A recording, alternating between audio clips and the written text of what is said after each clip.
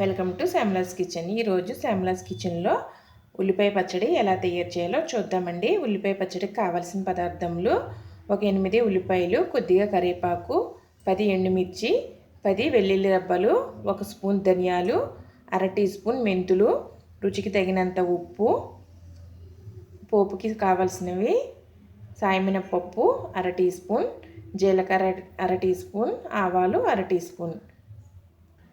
ఇప్పుడు స్టవ్ వెలిగించుకుని కడాయి పెట్టుకుని కడాయి వేడెక్కిన తర్వాత ఆయిల్ వేసుకోవాలండి. 1 స్పూన్ ఆయిల్ అయితే సరిపోతుంది. ఆయిల్ వేడెక్కిన తర్వాత ఎండుమిర్చి వేసుకోవాలండి. ఇవి దోరగా వేయించుకోవాలి.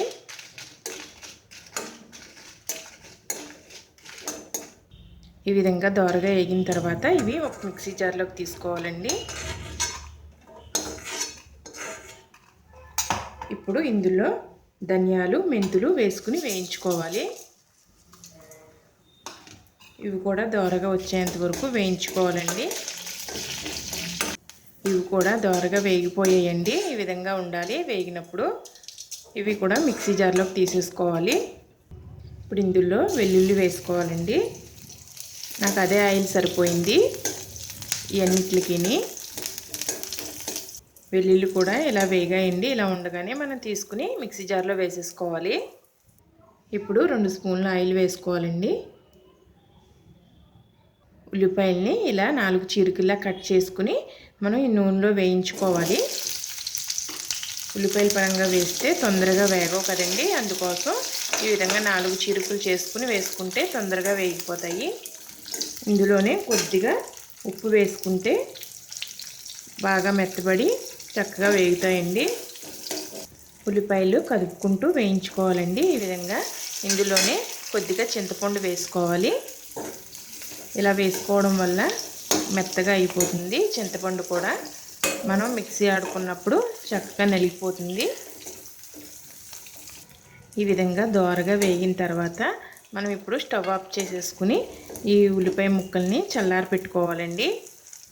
ఇప్పుడు మనం ముందుగా వేయించి పెట్టుకున్న ఎండుమిర్చి, ధనియాల మిశ్రమంని మనం మిక్సీ ఆడుకోవాలండి. ఇందులో తగినంత ఉప్పు వేసుకోవాలి. ఉల్లిపాయ ముక్కలు ఉప్పు వేసాం కాబట్టి చూసుకుని వేసుకోవాలి. ఈ విధంగా కచ్చాపచ్చాగా మనం గ్రైండ్ చేసుకోవాలండి. ఇప్పుడు ఇదే మిశ్రమంలో మనం ముందుగా వేయించుకున్న ఉల్లిపాయ ముక్కలు వేసుకోవాలండి. ఈ విధంగా వేసుకున్న తర్వాత మనం మెత్తగా పేస్ట్లా తయారు చేసుకోవాలి. ఈ విధంగా మెత్తగా పేస్ట్లా చేసుకోవాలండి. మనం ఇందులో వాటర్ ఏమీ వేసుకొని అవసరం లేదండి. ఉల్లిపాయకున్న వాటరే సరిపోతుంది ఇది పేస్ట్ అవ్వడానికి. ఇప్పుడు దీనికి తాలింపు వేసుకుందాము. ఇప్పుడు అదే బాండీలో మరి కొంచెం ఆయిల్ వేసుకుందామండి. ఇంకొక స్పూన్ వేసుకుంటే సరిపోతుంది. ఆల్రెడీ కొంచెం ఉంది కదా అందులో. ఆయిల్ వేడెక్కిన తర్వాత వెల్లుల్లి రెబ్బలు వేసుకోవాలండి. చితక్కొట్టుకొని వేసుకోవాలి వెల్లుల్లి రెబ్బలు. ఇవి దోరగా వేగాలి. కలర్ మారాలండి ఇవి వేగినప్పుడు. ఈ విధంగా మనకి ఎర్రగా వేగాలండి వెల్లుల్లి. ఇలా వేగుతుండగా మనం జీలకర్ర, సాయమినపప్పు, ఆవాలు వేసుకుని ఇవి కూడా దోరగా వేయించుకోవాలి. ఆవాలు, జీలకర్ర చిటమటమన్నాక కరివేపాకు, ఎండుమిర్చి కూడా వేసుకోవాలండి. ఇందులోనే పసుపు వేసుకోవాలి చిటికెడు. ఇవన్నీ దోరగా వేగిన తర్వాత మనం ముందుగా రెడీ చేసుకున్న ఉల్లిపాయ పచ్చడి వేసుకోవాలండి ఇందులో. ఈ విధంగా పచ్చడి అంతా పోపుకి పట్టేలాగా ఈ విధంగా కలుపుకోవాలండి. బాగా కలుపుకొని ఇందులో మనం మిక్సీ గిన్నెకి అంటుకుంటుంది కదండి, ఆ పచ్చడి కొంచెం వాటర్ వేసుకుని ఈ విధంగా పోసుకోవాలి. ఈ వాటర్ అంతా ఎగిరిపోయేలాగా మనం దీన్ని వేయించుకోవాలండి. 2 నుంచి 5 నిమిషాల వరకు వేయించుకోవాలి ఈ పచ్చడిని.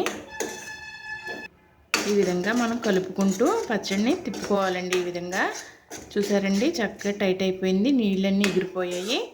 ఇప్పుడు స్టవ్ ఆఫ్ చేసేసుకుని మనం బౌల్లోకి తీసేసుకుందాము. ఫ్రెండ్స్, చాలా ఈజీగా చేసుకునే ఉల్లిపాయ పచ్చడి అండి. ఇది వేడివేడి అన్నంలోకి కాస్త నెయ్యి వేసుకుని తింటే చాలా టేస్టీగా ఉంటుందండి. ఇడ్లీ, దోశ అన్నిట్లోకి బాగుంటుంది.